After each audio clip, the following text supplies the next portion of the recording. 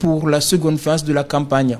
Objectif du gouvernement, couvrir les 42 missions diplomatiques et consulaires de la Guinée à l'étranger d'ici à la fin de l'année.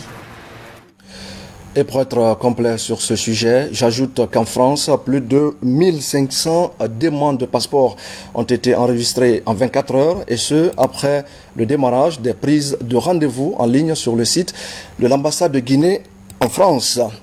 Une question à présent dans ce journal. Comment protéger les employés des entreprises des accidents de travail?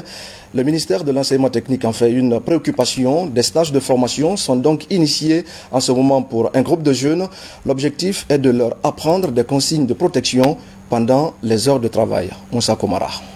Santé, l'hygiène et la sécurité au travail sont des défis majeurs pour les entreprises en Guinée. Comme ici par exemple, les employés apprennent des gestes simples pour prévenir les risques professionnels.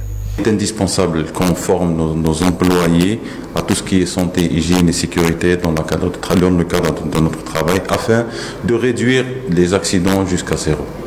Cette formation est l'occasion pour ces salariés en gestion énergétique de maîtriser toutes les mesures de prévention afin de réduire les risques d'accidents dans l'entreprise, de l'évaluation des risques et des maladies professionnelles ou encore les enquêtes d'accidents.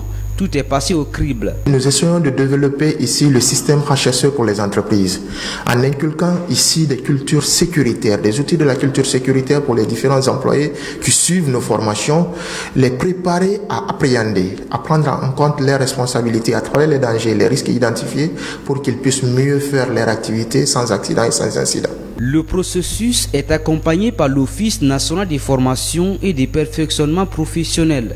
L'objectif étant d'améliorer la sécurité des employés à leur lieu de travail avec des outils de conformité. Il faudrait que tous les employés soient initiés au premier secours, par exemple, à des gestes qui sauvent, à des gestes qui permettent de consommer moins d'énergie, à plusieurs choses qui font en sorte que l'entreprise se porte bien, les employés se portent bien. Et si l'entreprise se porte bien et les employés se portent bien, ça apporte de la valeur. Donc, comme la croissance est la somme des valeurs ajoutées, c'est bien pour notre économie nationale. À ce jour, pas de statistiques officielles sur la prévention des risques d'accidents en Guinée. La question est prise au sérieux par les promoteurs de la santé, de l'hygiène et de la sécurité au travail.